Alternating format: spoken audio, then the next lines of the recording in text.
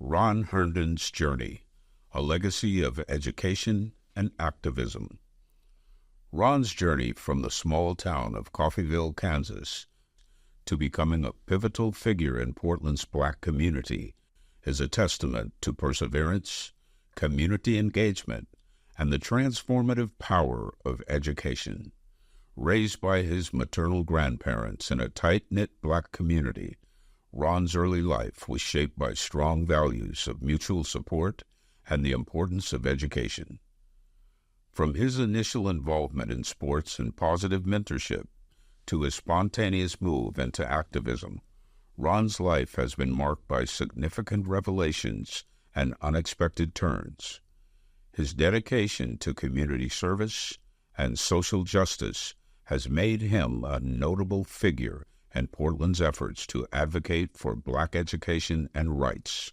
Product of small town in Kansas, sits right on the Oklahoma border, called Coffeyville, Kansas.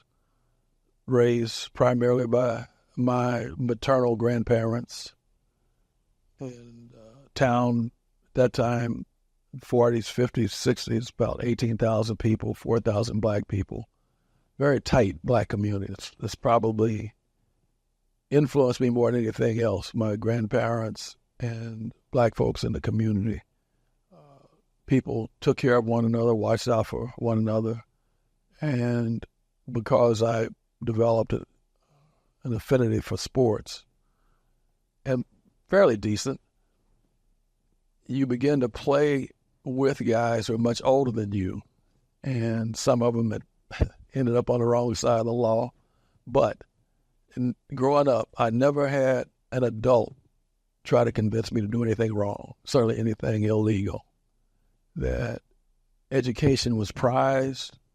People pushed us to get an education. I was fortunate. Went to a primary school. All the teachers were Black. All of us in the school were Black during the height of segregation. Those teachers talked to us about college when we were in the first, second grade. And they shared their own experiences about how difficult it was in college. They didn't have money. I never forget a second grade teacher saying that her family didn't have money. That meant that she was going to college in the 40s, late 30s. She only had one dress and two blouses that first semester. But she said, I wash one of those blouses out every night. The message was, we may not have money, but we are going to be clean. We are going to be hygienic. And you will have to sacrifice for what you want to achieve. And you think about this. Here you got 6, 7, 8-year-old little Black kids hearing adults say, you're going to have to work twice as hard as little white boys and white girls to get half as much as what they have. That's the way the world works, but we expect you to do that. And people who, once we began to go to school, well, the white boys and girls when we were in junior high, and if you made the honor roll, because okay, now you're competing with all the other little kids in town. If you made the honor roll, you were introduced at church as if you had scored a winning touchdown on Friday night. That's the kind of appreciation that people showed for education.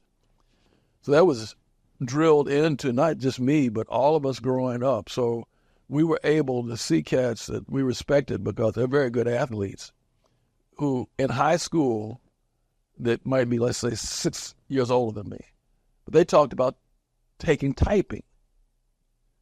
So we kind of caught on, hey, man, this is not just for girls. This typing could be something we probably want to get into also. They said, yeah, you're going to have to do this because when you get into college, you're going to have to type papers. So again, adults, cats around the same age, were talking to us about college and additional education and what they were doing to prepare themselves for it. So whatever I've been a part of in my life has been because of the influences around me growing up who pushed us towards excellence in education, who celebrated excellence in education, who wanted us, and they used to always say, we want you to do more and have more and accomplish more than we have. And several of these were, I can remember being in Sunday school and became apparent that some of the adults had never really been taught how to read. And I could tell that because those Sunday school books were shaped like comic books.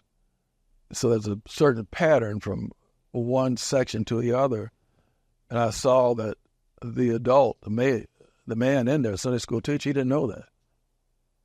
He didn't know how to follow the narrative. So even though they may not have had a lot of formal education, they had a great deal of common sense. Now, these folks had parents who were raised in slavery, born in slavery. And these folks had successfully brought their families through the Depression. So you talk about hard times. We heard these stories, and the message was you can surpass the expectations of a racist society. And we expect you to surpass those. And this is what you have to do. So that's my foundation. That anything that I've ever done that's worthwhile in life is because of all those black folks that took an interest in me growing up and never had to, and said, you are expected to do well and you're expected to help other black folks. I watched my grandmother, she and other black women, only jobs available to them was working in rich white folks' homes. These women had what they call a literary society, where they would get together once a month and talk about books. And they would take up a little collection, maybe 50 cents a piece or something like that. And at the end of the year, they would give that money to a black student who was going to go to the junior college in our hometown. So again, even though people didn't have much, education was prized, helping one another was prized. So that's the environment I grew up in. I'm a product of that environment. And that might sound strange. This is the heart of segregation. I went to school with my friends. And I went to school where teachers knew my family. The teachers lived in the community like everybody else. It was so segregated they couldn't live nowhere else. So we all lived in the same part of town on the other side of the tracks. And we dug being with each other. And we felt the love, the camaraderie. So you went to school I still am friends with a cat. There were three of us who went all the way from kindergarten through junior college together. Unfortunately, one of the cats died 2 or 3 years ago. But we were able to talk about what happened with us from kindergarten all the way through graduating from junior college. So the memories that were established, funny things that happened, the tragedies that occurred, were all a part of that experience. And I wouldn't have changed anything in the world. And certainly, we all took pride in this, that it was a very, very racist town. There were certain places we couldn't go. Couldn't go to a bowling alley. If you went to a movie, you had to set up in the top. You couldn't sit in the bottom. And even when you sat in the top, something I'll never forget. I'm there in high school with my girlfriend, and there was one row where they only had 3 seats. So the bottom filled up, and this little white cat, who I guess was an usher, comes upstairs with this white couple, 2 teenagers, younger than me. And there was a brother sitting in that row with 3 seats.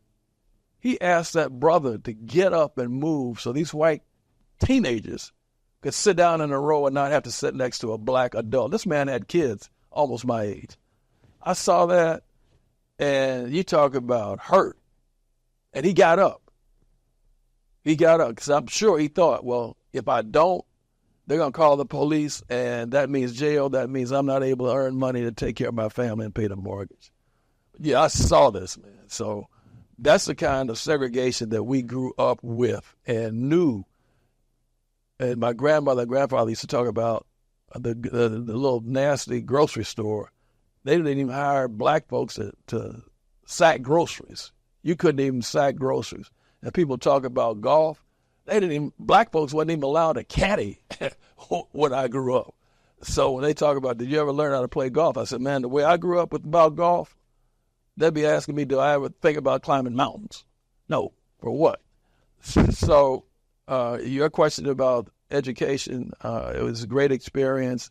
And once we got in junior high, as I mentioned earlier, went to school with white kids, we delighted in being able to beat them at anything, whether it's sports, academically.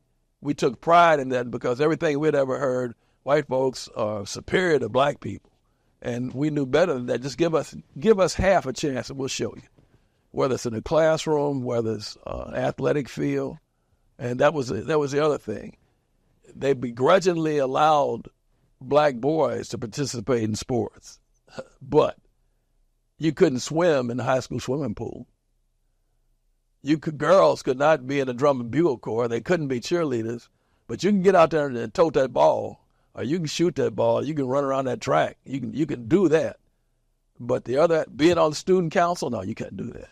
So all the things, all the impediments for us to enjoy the kind of academic environment that white kids could enjoy, no.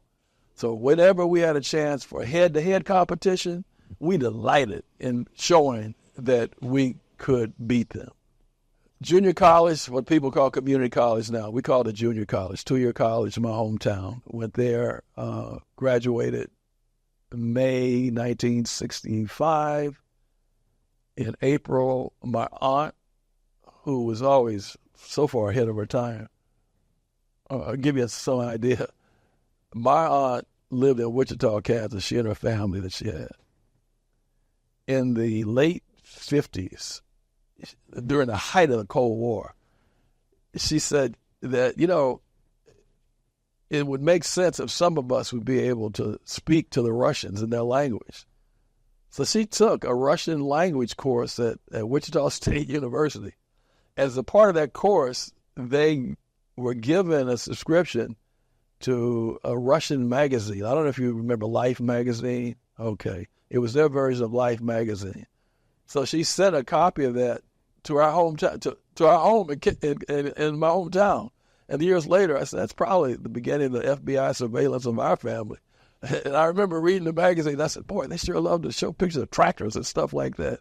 So she sent me this information about this new organization called VISTA's part of the War on Johnson's War on Poverty, Domestic Peace Corps. I said, hell, this would be my way out of town. My last year in junior college, I was able to get a basketball scholarship, but I certainly did not want my grandparents to go in debt for me to go further in college. So joined Vista, ended up working in a predominantly black town in New Jersey in August 1965. Helped them prepare for this war on poverty money that was coming to town.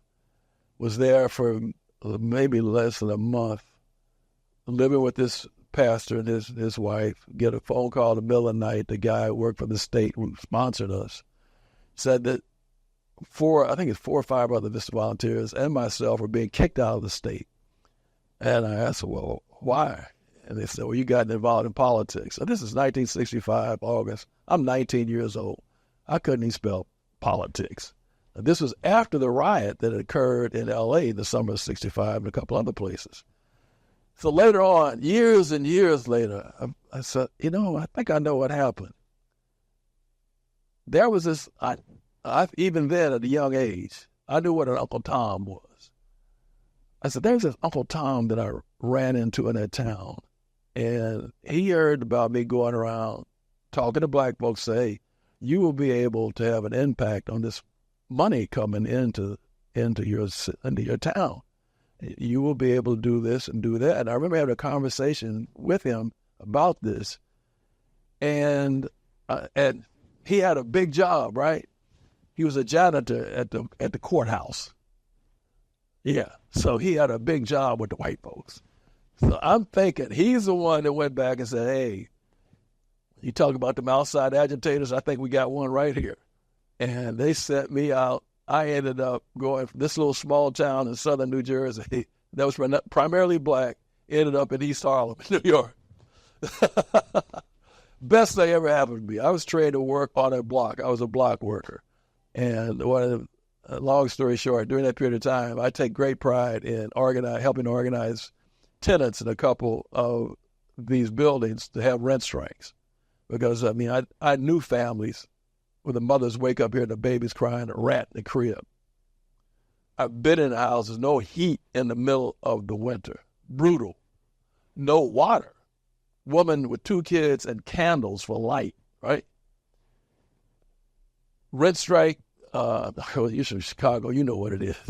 For folks who don't, tenants organize and say, we're not paying rent until you fix this up. We're going to set up a bank account, the bank down the street. We put all our rent money there. And when you fix this up, you can have the money. And as years have passed, I just think about how courageous these folks were. These are working class people. They didn't have money. They had no resources except their own courage and each other. And if the landlord said, I'm going to evict you unless you pay the rent, that could have happened. And I've seen people who've been evicted. They get the marshal comes down, takes everything out of the apartment, puts a padlock on the apartment, and puts all your stuff on the curb next to the garbage cans. I've seen that happen. These folks stuck together and were able to get the landlords in both cases to come in and clean the place up, paint it, get rid of the rats and all that other stuff. Those two of the things I was most proud of during that time. I was fortunate to hear Dr. Martin Luther King speak during 1967, the year before he was assassinated. Big anti-war rally in New York, hundreds of thousands of people. And he spoke. Interestingly enough, he was not the primary speaker. He was number 2 on the bill. Number 1 was Stokely Carmichael, who was the chairman of the Student Nonviolent Coordinating Committee, SNCC. They were the first black organization that came out against the war in Vietnam, and they caught hell. Just like when King came out, caught hell also. But Stokely and SNCC, those brothers and sisters were the first ones that came out against the war at Stokely. And I remember the New York Times always convinced me and others that Stokely Carmichael and King don't get along. They don't like each other. After King spoke, I'm watching him and Stokely hug each other in front of hundreds of thousands of people. I said, New York Times will lie to me again.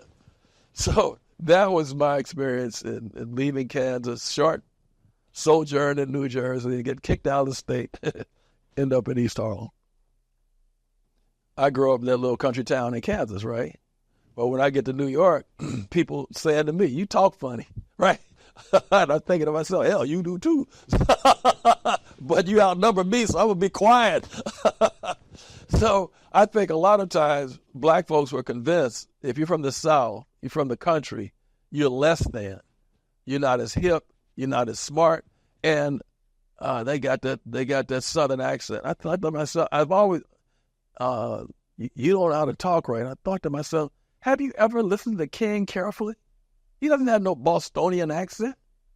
Have you ever listened to Jesse Jackson carefully? What kind of accent you think he has? That didn't come from the South Side of Chicago. So we have been convinced that a lot that is associated with our past in the South or in small country towns should be forgotten because it's not hip, it's not cool. And I think the history of black folks who were in the West, who farmed, who ranched, that was part of it. You don't celebrate that because that's not hip. As a matter of fact, you don't find a lot of people celebrating white folks' experiences in the country unless it's Beverly Hillbillies. You think about it, or the real McCoys, you think about it. There was not a lot of attention paid, or at least there weren't a lot of movies or even TV shows that celebrated white country life other than to make fun of them, like the Beverly Hillbillies, right? Make fun of them. Cartoons, Little Abner, I don't know if you remember that or not. There's a cartoon series that made fun of white people who appeared to live in Appalachia and places like that. So I think it was part of the arrogance of this country that people in the North are smarter, they are more refined, they're more cultured than people from the South or people who are in the country. And most of us are only now maybe 2 generations from the South, maybe 2 generations, like here in Portland. Majority of black folks in Portland can chase their ancestry in Portland back to World War II. 3 generations maybe. So with each generation, when you depreciate that experience in the South, less and less available for the current generation. So I think that's what's happened, unfortunately. Because it's not like somebody hid the knowledge. It was right there. We just stopped talking about it. And I don't know. I was wondering the other day whether we still have these clubs here in Portland. You said the Oklahoma Club, Arkansas Club, the Texas Club. I don't know if we still have those or not. Who celebrated the states where they came from. And I was thinking I need to make some phone calls and find out. While I was in New York, I met a lot of bright black people, very much involved in the civil rights struggle, one capacity or other. And I would ask questions. And finally, one guy said, who had worked at the United Nations, he said, man, you need to go back to some school where you can sit out and they can answer these questions you want about political science and history beyond what you're going to be able to do here in New York. Along the way, I had met this black woman who, when I was in New Jersey, she was old enough to be my mother, and she asked the same question, what are you going to do when you leave Vista? And I said, probably go back to Kansas. I think I can get a basketball scholarship at a state college. And she lit into me. She said, look, young man, the next 2 years that you're going to spend in college will help shape the rest of your life. So you should go to a small school where you can get a lot of attention. She named schools that I'd never heard of. So when I got to New York, one of the schools she had mentioned, someone said they were talking about it. And these are white people I worked with who today would be described as hippies. And they said, yeah, there's a school out in Oregon. It's called Reed. It's a good school because you can smoke weed out there and not get in trouble. So that stuck with me, right? So this is 1965, man. This is the fall of 65. And as time went on, I met somebody else. And I said, hey, I was told that I should think about going to school, some small school. And this is one of them. It was Reed, it was Antioch, it was another Haber something. I'd never heard of these schools. And this cat said, yeah, man, that is academically, that's a very good school, small, blah, blah, blah. I said, okay, great. So I find out about the school, and hell, this is a long time before the internet. Everything is, you have to write, get the stuff through the mail, and find out that they have scholarships available for minority students. And they say they want the same, this might sound familiar, a diverse population, right? And I'm thinking, I'm living in a rooming house in East Harlem. It ain't going to get any more diverse than me and the experiences that I've had organizing here in East Harlem. I'm in. And my grandmother and mother, they pleaded with me, why don't you apply to more than one school? You don't want to just put all your eggs in one basket. I said, well, I think this basket is big enough, the little egg that I am. So I was fortunate enough to get a scholarship to come out to Portland to go to Reed, and it was disappointed from almost the day I got there. I was just recently married, and they had put in their literature they had housing for married couples. Get on campus. No. I said, well, man, I'm reading this. The ink is not even dry. In this brochure, it said, well, we don't. Okay. Then they began to talk about classes I needed to take. Well, you're going to need to take a language class. I said, wait. I had Spanish in junior college. We don't accept that. Why? And well, I don't want to get sued. The guy at that time who was a big cat in the language, the literature department language, he said, well, that's really not a language worthy of study. Yeah, said that. We have French, we have this, that, the other. I said, wait a minute, you don't have any African languages? Why would you say that? I said, well, last I checked, you could set the United States inside of Africa about 3 times. Bigger population, historically far more significant. He got to mumbling and grumbling. Well, what African language do you think you would be able to find someone to teach? I said, Yoruba. I know cats I knew back east have relatives and doctoral program at University of Oregon. He'd be more than capable of teaching me the language. Excuse me. Okay, we'll say that meets the requirement, but you're not going to get any credit for it. Good enough for me. And so not one black book in the entire library. They didn't even subscribe to Ebony or Jet. So I get there, about 20 black students on campus. All of us were there because of the scholarship money provided by Rockefeller Foundation. All of us. The head of Black Student Union discussed about setting up a Black Studies program. There was a discussion. I happen to know some cats back east who were involved in the takeover at Columbia during that 68 spring. There were black students took over part of Columbia University, and I knew those cats. So the back of my mind, these people are not going to go for no Black Studies program, so I might as well right now begin it. So I began to call up and say, man, remind me of this, that, and the other, blah, blah, blah, blah, blah. So we go through this thing about Black Studies. We were told at the time that we were the first student group that had ever been allowed to testify at a faculty meeting, which I found to be amazing. This is 1968, and students, anyway. So here we are testifying and in front of these professors. And I'll never forget, one of them said, what legitimacy do you think Black Studies would have? Is it worthy of study? I think so. And here we go. What's your evidence? Now we get professorial.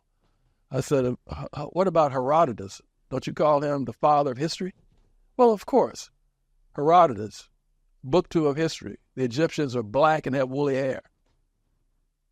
Would that not suggest to you that black history is worthy of study? Right. Whole bunch of stuttering and clearing the throat. Anyway, long story short, this is a lesson that I learned again and again and again. Don't think that because you are able to intellectually challenge and discredit racism, that those who adhere to it are going to say, okay, you got me, and we're going to settle this peacefully. This has nothing to do with the intellectual validity of black people's history or culture or the righteousness of the cause. This has everything to do with I'm in control and I'm going to keep being in control. Now, if you're going to do something about it, let's lace up the boxing gloves and go to it. So if you ever think that you're going to win this through a debate, you are sadly mistaken. But I think you should be prepared for the debate, so at least the intellectual doo-doo that they throw up, you're able to knock down. So after that, you're going to have to lace up them boxing gloves. So anyway, we went through that. They said no over and over again. So I talked to my partners in New York and said, hey, man, I need some tips on building takeover. Black United Front, Black Student Union, all maybe less than 30 of us, devised a way to take over administrative building. We took over the 3rd floor, and back then, everything was done by hand. There was no such thing as electronic bank transfers. All the money that they had was in a checkbook on the 3rd floor. And this is right before Christmas. You know, everybody wanted to get their money, so they go buy them Christmas gifts. So we took over the 3rd floor and said, we want that Black Studies program. The faculty met again and again and again. They had enough young faculty members, they voted, and they narrowly won the Black Studies program. Classes I had been in that I was making A's and B's in, brother, at the end of that semester, I had D's.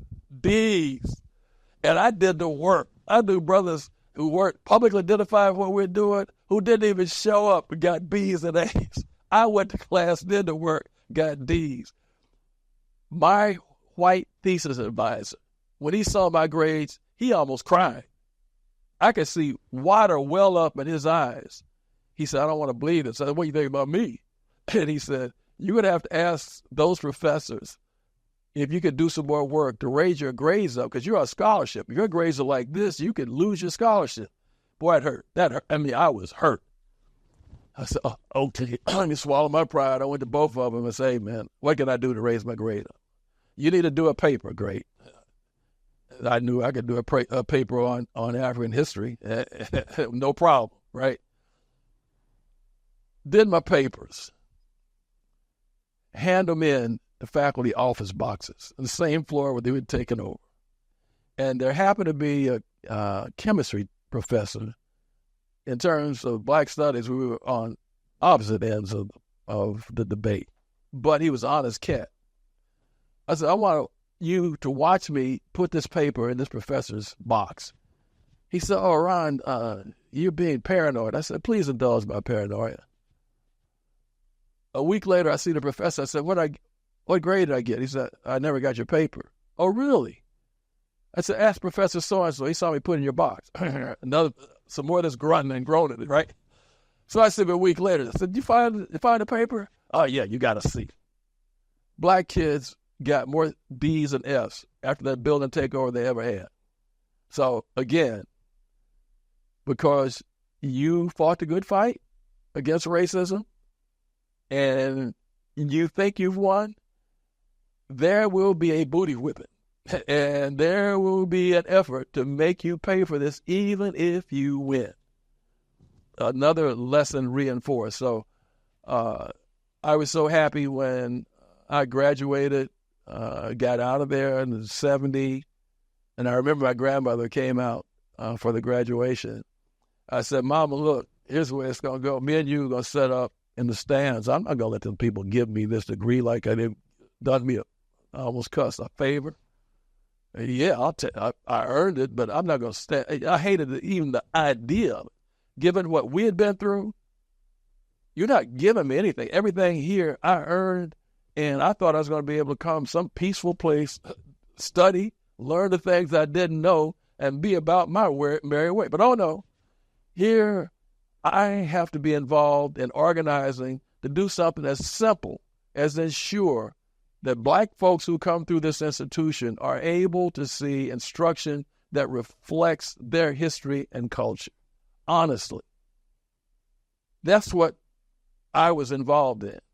I didn't sign up for that, but obviously it needed to be done. And after having done that, right, and the experience of seeing my grades being deflated like that. And so anyway, I didn't have fond memories of that institution then and still don't to this day.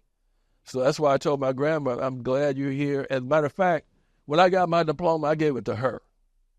I said, you and Daddy, my grandfather, y'all responsible for this. And he had passed away, but said, you take this. You're responsible for this. So that was my experience in getting here. Once my wife and I found that there was no student housing, we quickly sought out the black community.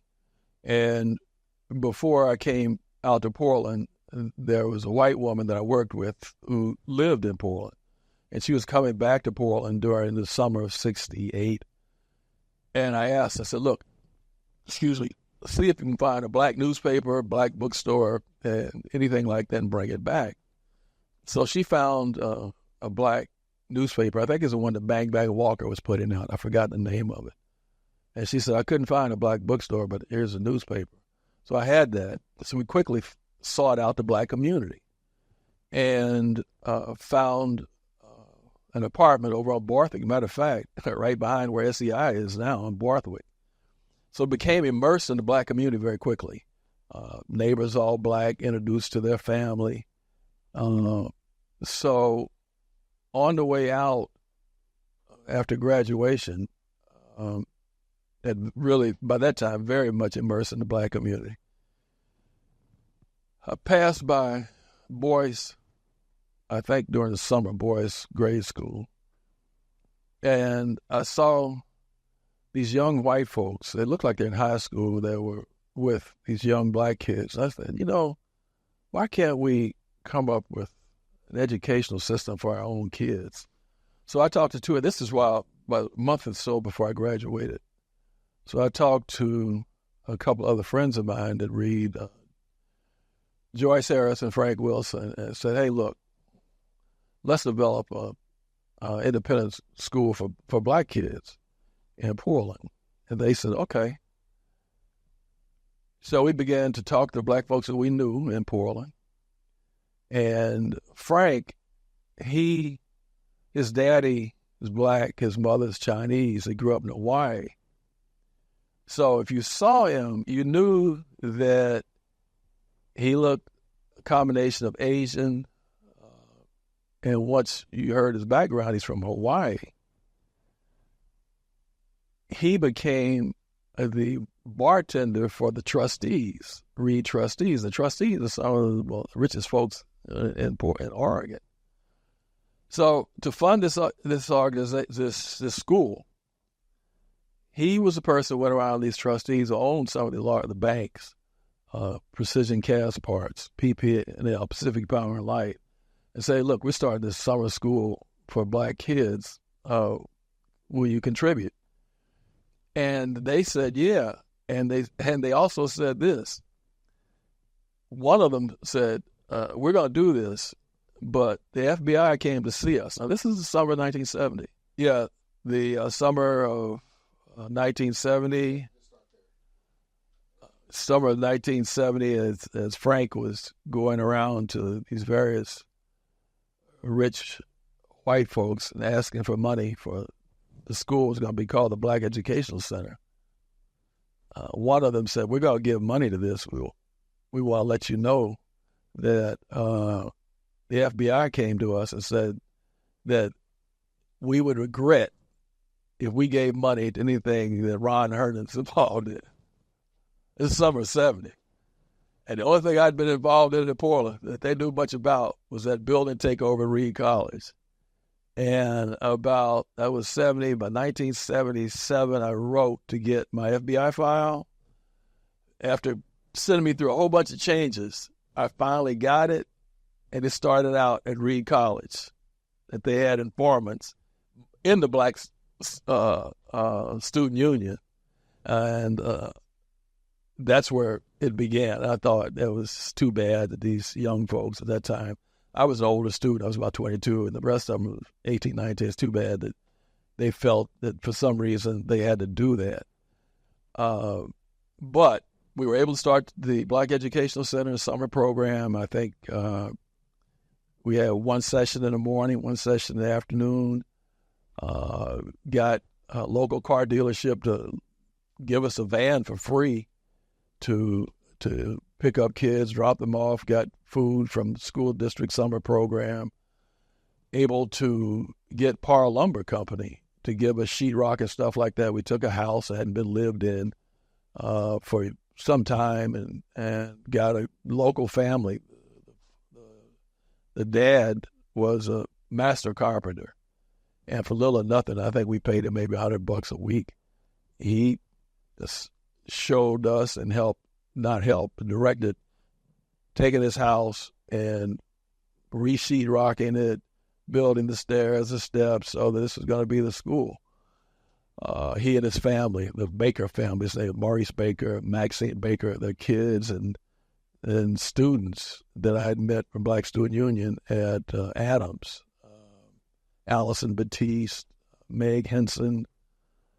They became our teachers along with Frank, Joyce, and myself. And it was a community effort. We had people who volunteered to help renovate the house, to help pick up children. So that led to us wanting to set up a full-time school.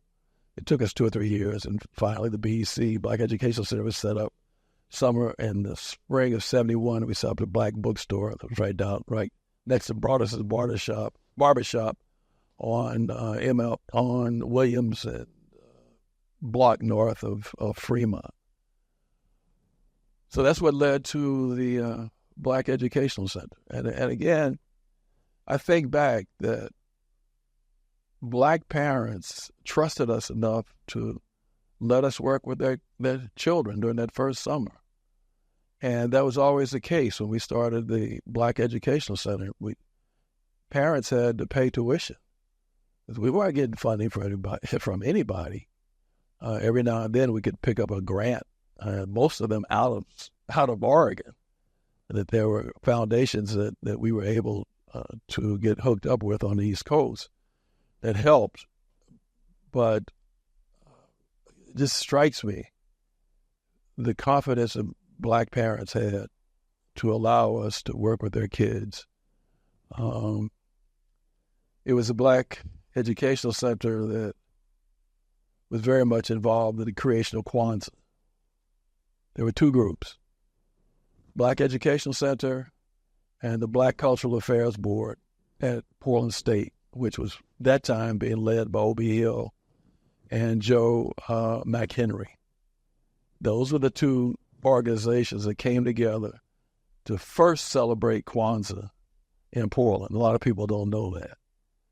And it was a Black Educational Center, along with, again, Black students at Portland State, talked about freeing Black countries in Africa that was still controlled by colonial powers at that time. Mozambique, Angola, Guinea-Bissau, I mentioned Zimbabwe, and South Africa and Namibia. Black Liberation Day. I think it would be a big rally that we'd have over at Irving Park. And again, to focus attention on the condition of Black folks who were still being oppressed and colonized in Africa. And that came out of the Black Educational Center along with Black students at Portland State. It was a Black Educational Center that really provided a lot of the impetus for the Black United Front. That when we began to talk about the forming a Black United Front, that was easy to do because of experiences that many people had with the Black Educational Center. And certainly they knew of my experience with the Black Educational Center. And so when we moved from there to the Black United Front, that Black Educational Center was very much part of that genesis.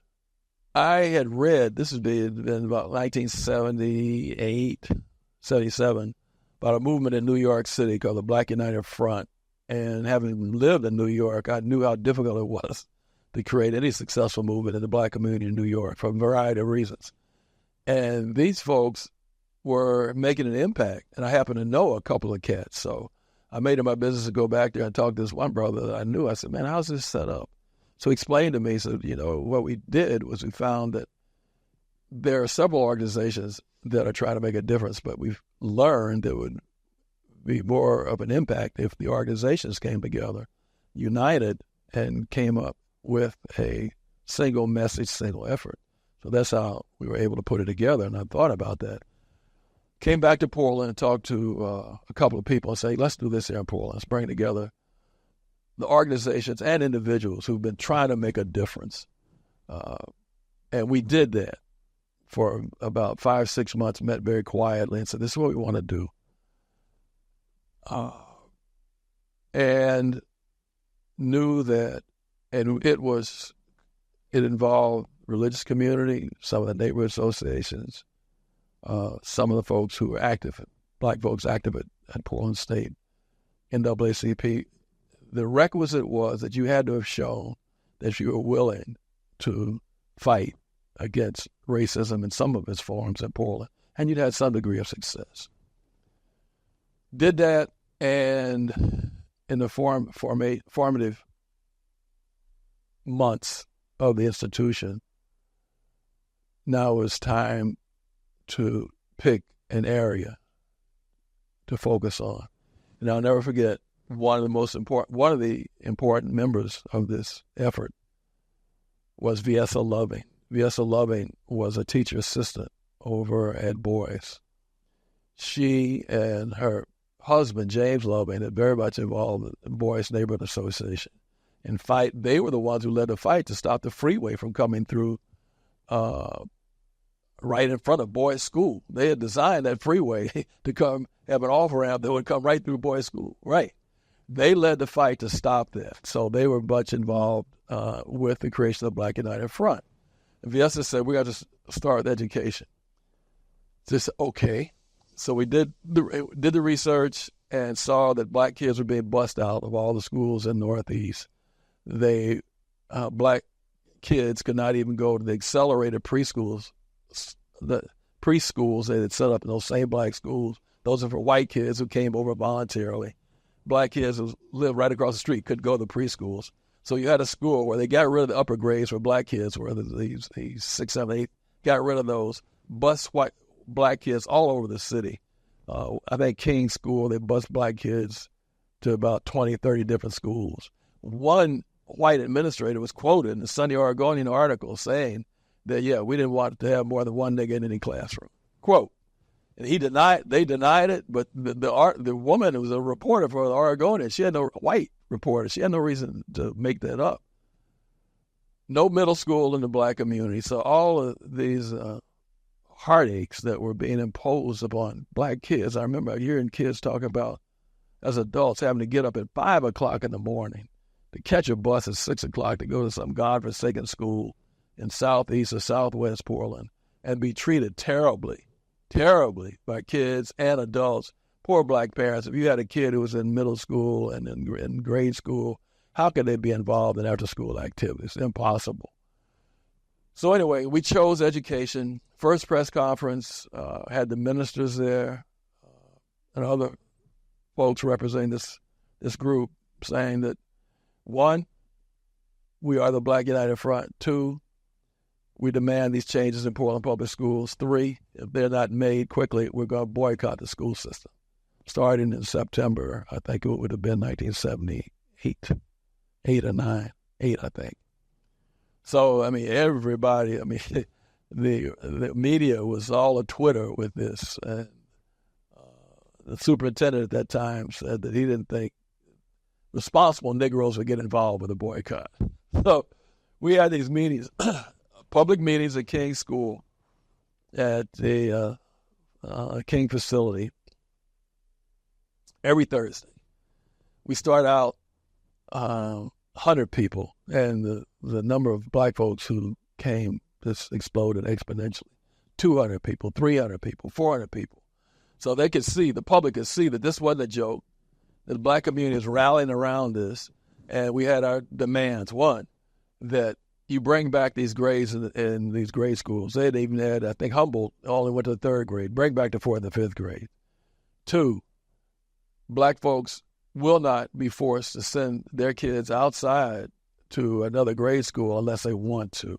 3, black parents, when their kids got busted out, they used to have to sign a paper saying they would not bring them back to a high school in the black community like Jeff or Grant. Get rid of that. 4, that you would promote more black folks into being principals at the time. They only had one black principal. 5, that you would build a middle school or create a middle school in the black community. There was no middle school. So that forced black kids to be bussed out. 6, you will develop a curriculum that reflects black history and culture. So those are some of the main, and black teachers were prevented from teaching at the schools that were primarily black in Portland. The white folks said that would be segregation if black teachers taught at schools that were predominantly black. White folks would teach at schools that are all white. No, that's not segregation. But if black folks are teaching at a school that was predominantly black, that's segregation, and we don't support segregation, as if you care, right? So that has to go. So as we move forward, we had negotiations. And what struck me, I was involved in negotiations with some school board members. What was so funny, they at first said, okay, what we're going to do, we will reduce the busing pattern. We won't be sending them to 28 some odd schools. We'll limit the number of schools. And we said, wait, you don't bus any white kids. And intellectually, this makes no sense. You say this is to increase the possibilities of kids getting a better education. Black kids have to sit next to white kids. Well, guess what? The lowest scoring primary school in Portland is a school that's primarily white, right out there in North Portland. Why don't you suggest busing those little poor white kids to schools where they got middle-class white kids? If in fact you believe that moving poor kids next to middle-class white kids is going to increase their academic attainment, why don't you do it for your own kids? And they began to talk about schools that they knew weren't functioning well. Well, if we come up with this reduced busing pattern, you don't want to bus to this white school because we know it's not. I thought to myself, they know the schools that aren't doing well, even for white kids, right? So anyway, we said, no busing. And this, well, what about if we bus white kids? we think personally it's insulting. You can do what you want about busing white kids, but for black kids, it's insulting to tell us if for our kids to learn, they have to sit next to little white kids. That's insulting. Well, if you follow that logic, then two black adults should never be allowed to marry and have kids if somehow you think that this is inferior, that our kids, the culture they come from, it's inferior so much that it's impacted their ability to learn unless magically they're sitting next to little white kids and this magic's going to happen, right? No. So anyway, come down to the very end, the board capitulated.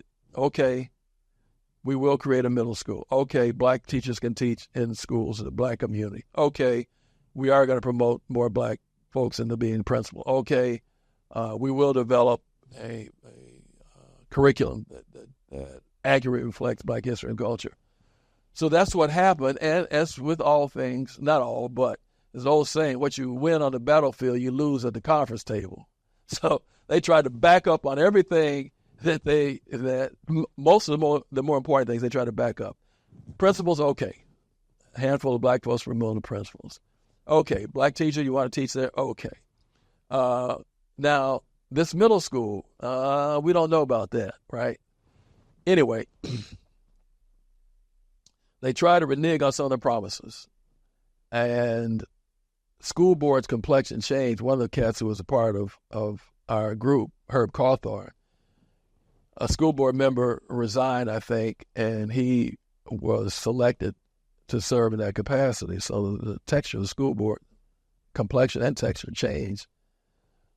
The board ended up firing the superintendent, primarily because his recalcitrance in terms of implementing the changes that they had voted on.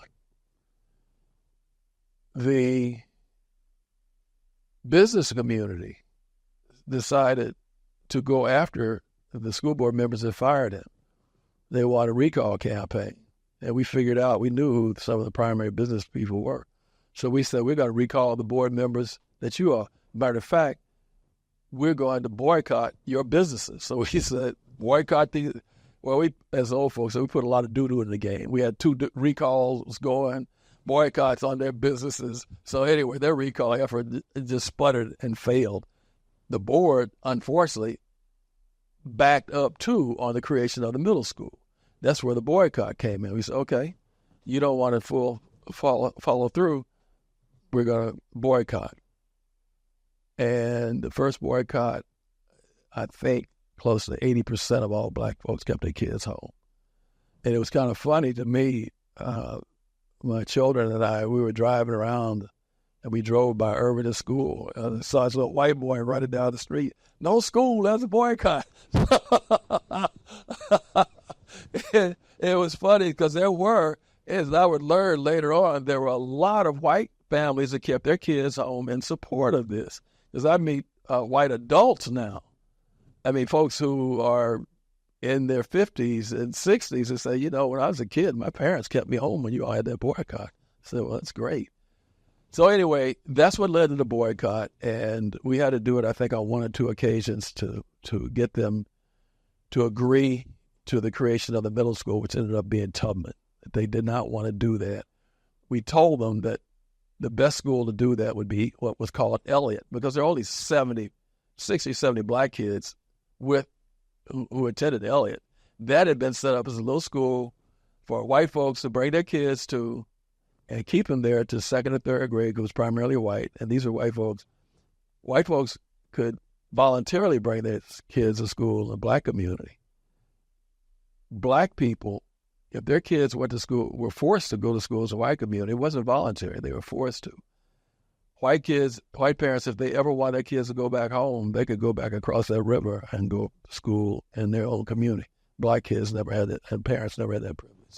So that's what created the black. It was initially the Black United Front focused on education. Familiar theme. Education, education, education has always been prized in the black community. So that's was the genesis of the Black United Front. Then we got involved in police misconduct, economic development, housing, you name it. We were involved in it. At the time, you had very few black police officers. And when we publicly began to challenge police misconduct, I remember some of the black officers asked if they could meet with me. I said, of course. So we met on a Saturday over at church where we had our Head Start program. And there must have been about 15, maybe 20 brothers, both who were Portland cops or who worked for the county, the jail. And they, in their own way, were saying, look, we're supportive of your efforts. It's worse than what you think. The way in which we're treated, the unprofessional way in which we're treated, we see how frequently black people, black citizens are treated. So we just want to let you know that we might be on the inside, but we support what you're doing to bring attention to this. And when we can, we'll funnel you information when it's safe for us to do it. So I understand. We're not asking anybody to lose a job. Or the thing about what's so dangerous about police work, and it used to be said to black cops that if you do such and such, when you're on a call and you need backup, we may not come. They would tell them that we may not come, which could be a life-ending circumstance for you. So it was bad, and that was verified by folks who worked on the inside. So we knew that was going to be a tough one. And unfortunately,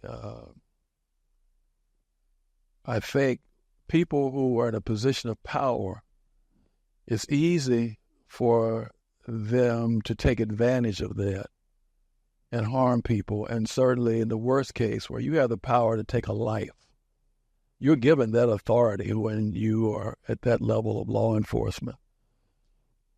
And what began to happen at Portland, there were a number of black folks who had been killed, I think in less than 6 months. During the mid-'70s, 7 people were killed by the police. So by the time we began to address it in the 80s, there was a lot of resentment that had built up.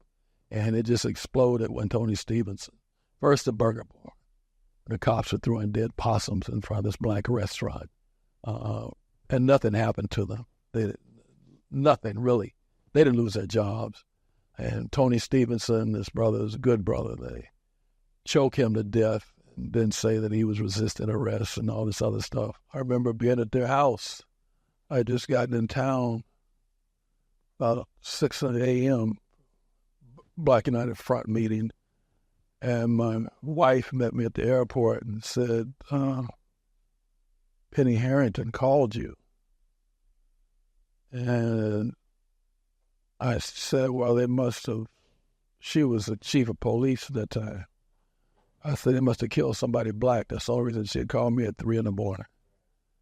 And when I got home, I called and she began to tell me the story.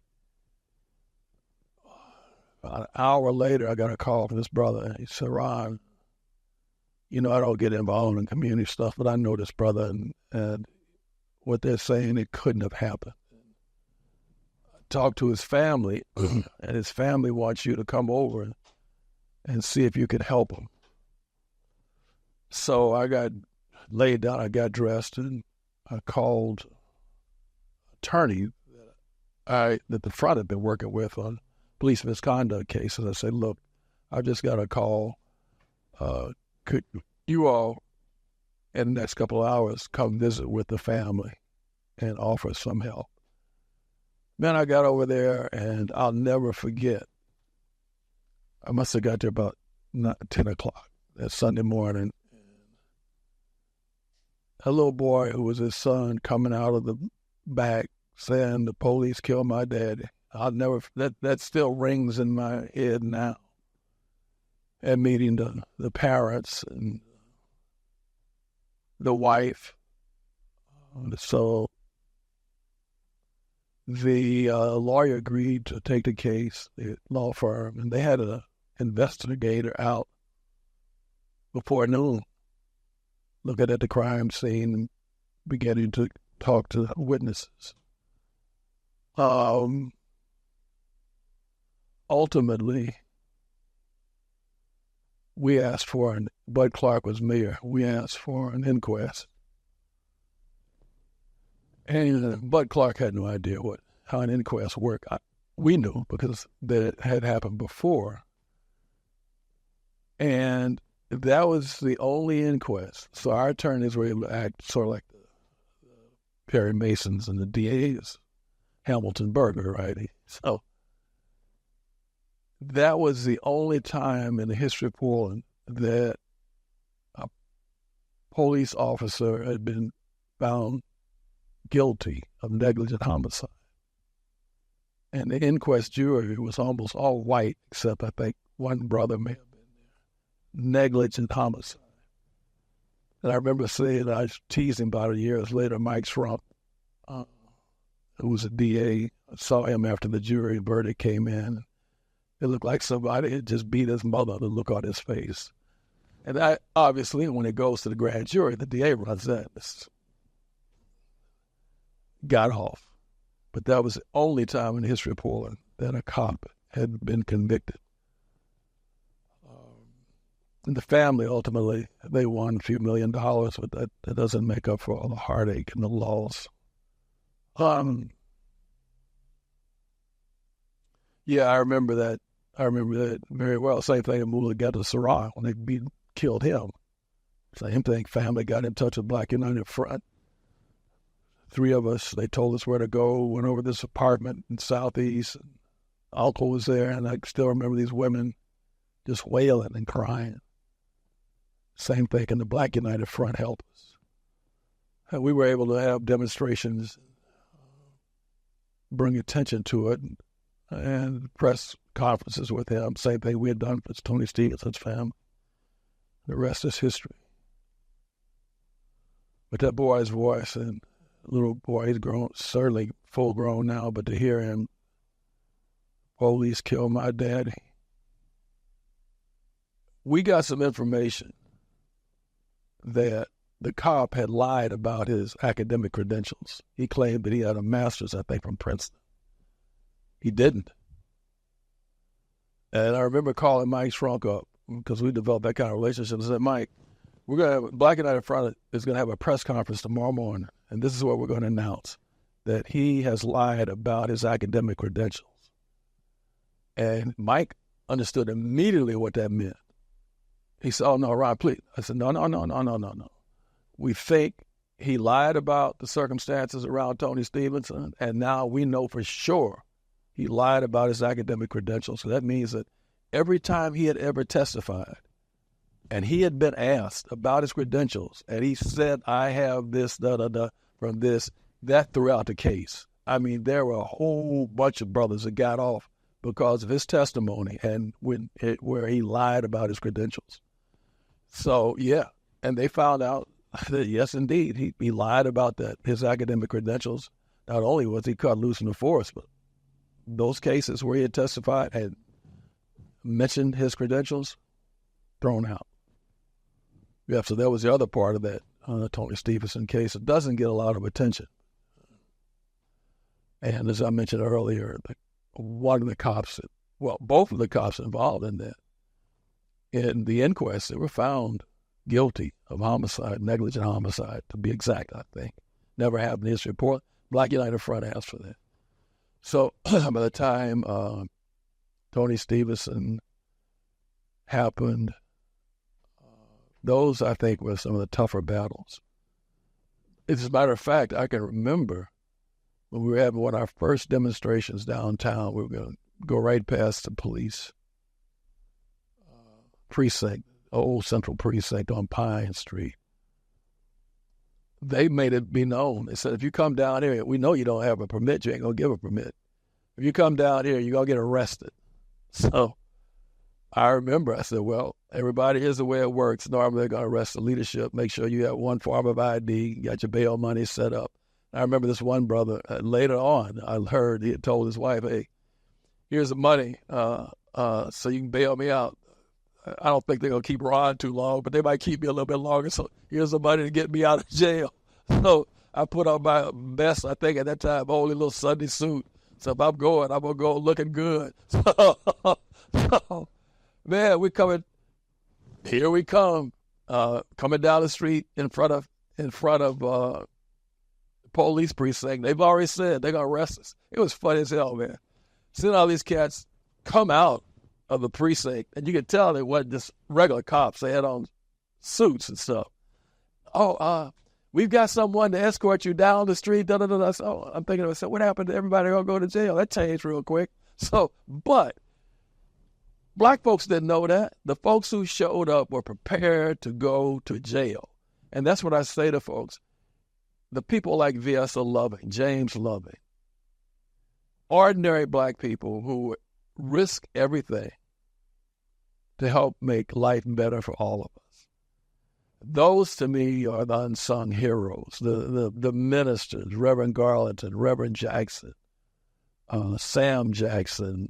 I'm trying to think about the other ministers, black ministers, who were publicly supportive of the Black United Front. I remember we had a big meeting after we'd won the school fight at Vancouver Avenue Baptist Church, and you had all the ministers sitting up front with their Black United Front buttons on.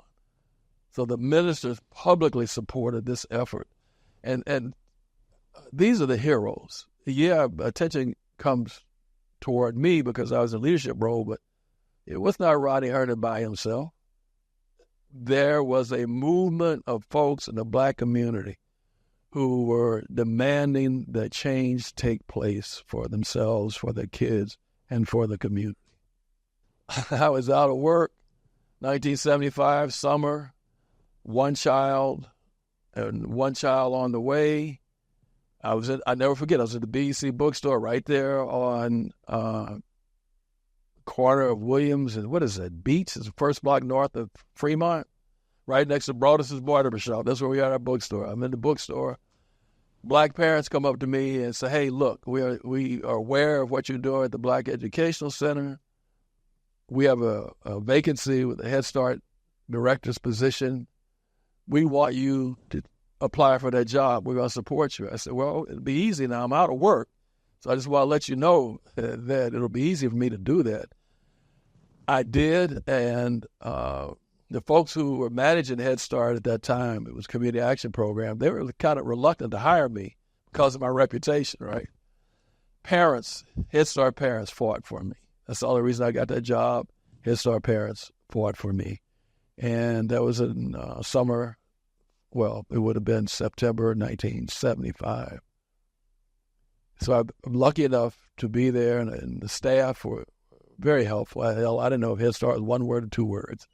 They showed me the ropes of how this is supposed to work.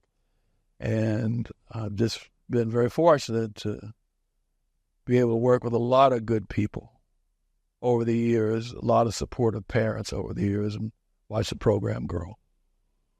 But again, it wasn't me. It was the people who came and asked if I would do this, who supported me, who fought for me.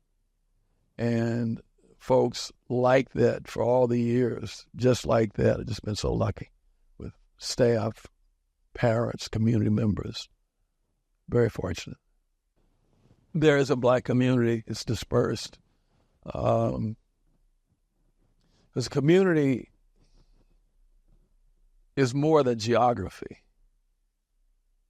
It's a sense of belonging, a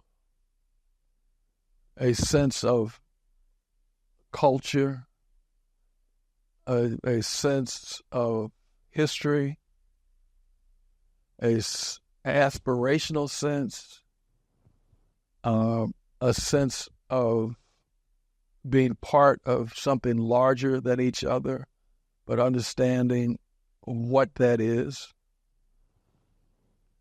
Geography is important because it makes all of that a lot easier to develop and to maintain and grow. Being dispersed the way we are now in Portland makes it far more difficult to do anything, even to elect somebody that looks like us, because we're not in one geographic. Yeah, we were part of the fight to create a legislative district in Oregon that represented us. We won that fight, but now the district, we've been scattered outside of that district. So, yes, being together geographically has a great deal of advantage. But the fact that we are separated does not in any way diminish the culture. Because if you watch, there's people still, most black people, they go to church, they go to black churches. When they have a chance, they want to go to black clubs, black entertainment.